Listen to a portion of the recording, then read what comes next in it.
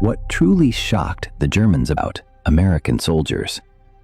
In late 1944, a German major, a survivor of Stalingrad, found himself in a canvas tent in France, a prisoner of war. As he observed his American captors, a deep confusion settled in.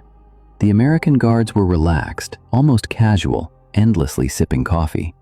They offered him cigarettes from a full pack, then another. For a man forged by iron discipline and years of harsh rationing, this sight was more unsettling than any threat. These men didn't look like the hardened warriors he knew, yet they were winning. This quiet bewilderment was not unique. It was a sentiment echoed in thousands of captured German letters, diaries, and interrogation reports. From the hedgerows of Normandy to the forests of the Ardennes, these documents painted a strange, often contradictory portrait of their new enemy. The American soldier was described as naive, tactically clumsy, and lacking rigid discipline. But in the same reports, they were also described as something else, relentless. This is the story of what truly shocked the German military mind when it finally clashed with the United States. It wasn't just courage or numbers, it was a new logic of war, one that could seem amateurish one moment and terrifyingly advanced the next. What was the secret behind this army that could afford to be casual, yet was utterly unstoppable? By 1944, the Wehrmacht was an institution, inheritor of centuries of military tradition. They saw war as an art form, a test of will and intellect. Their system, Auftragstaktik, demanded initiative from junior officers. They believed they were fundamentally smarter and more adaptable fighters. They respected the stubborn British and the massive Soviet forces. But the Americans?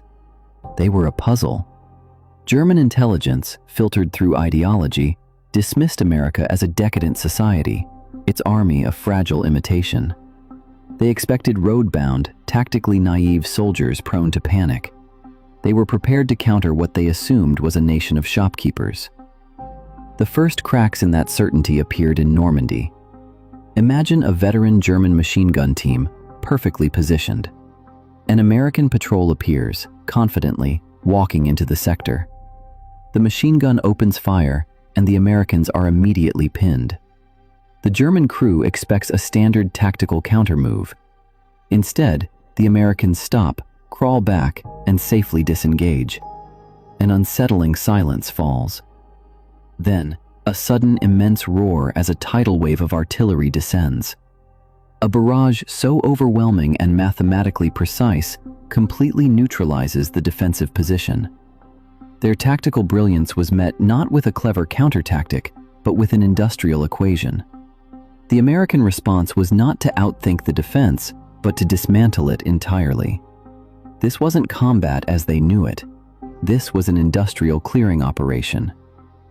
This wasn't an anomaly. It was a pattern.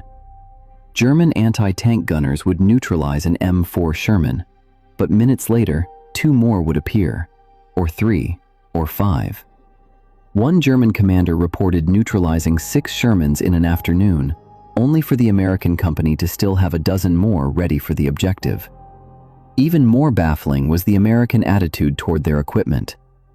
German crews meticulously repaired every vehicle. It was a precious national asset.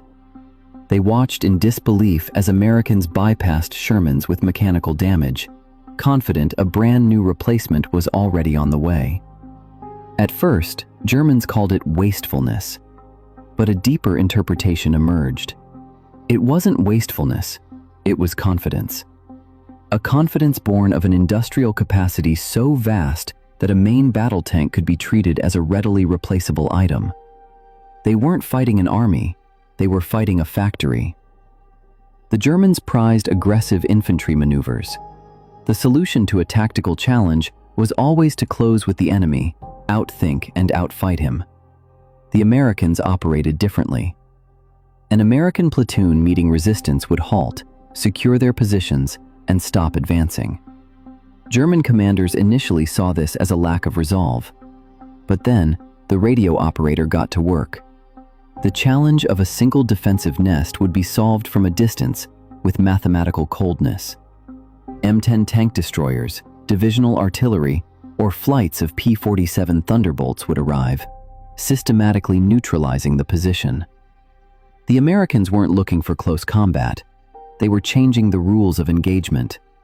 They had a logistical sledgehammer, and they used it to shift the entire balance. Perhaps the most profound logistical shock came when Germans overran temporary American positions. By late 1944, the average German soldier was perpetually hungry, his uniform worn, his boots leaking. He counted every single cartridge. Then, during a countermove, his squad would enter an abandoned American outpost and discover another world. Stacks of ammunition, but also K-rations with cigarettes and sweets, cans of fruit, chocolate, fresh coffee, and mountains of medical supplies. In one dugout, a German officer even found a functioning portable shower. Each chocolate bar, each organized supply crate, was a symbol of a logistical power beyond German comprehension.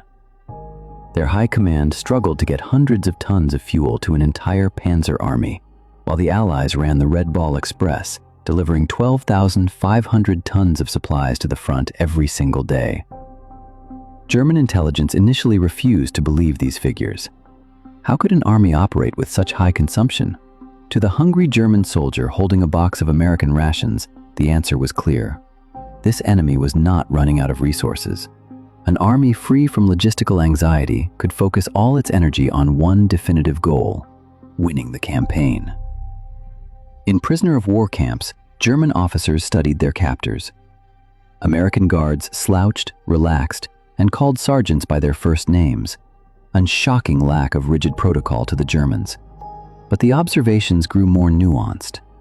The relaxed American privates' boots were newer and more waterproof than the German majors. American soldiers received 3 hot meals a day. A wounded GI had an unprecedented chance of recovery, thanks to penicillin, blood plasma, and an evacuation system that prioritized medical care above all else. The initial dismissiveness curdled into unsettling anxiety. The German officer realized he had fundamentally misunderstood the American philosophy of war. The Wehrmacht focused on training the idealized individual warrior.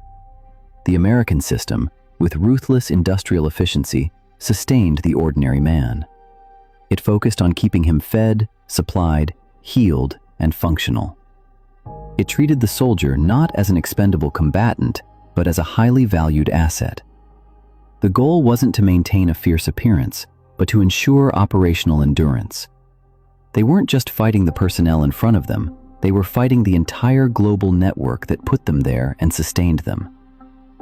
In Berlin, initial reports of overwhelming material strength were dismissed as a substitute for tactical spirit. But as the Allies pushed onward, a profound reevaluation began. This wasn't weakness, it was a calculated industrial philosophy of war.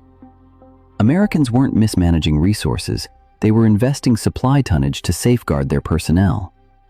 They weren't abandoning equipment out of neglect, they were making a cold, corporate-style calculation that a new Sherman, fresh off an Ohio assembly line and delivered by the Red Ball Express, was a more efficient operational asset.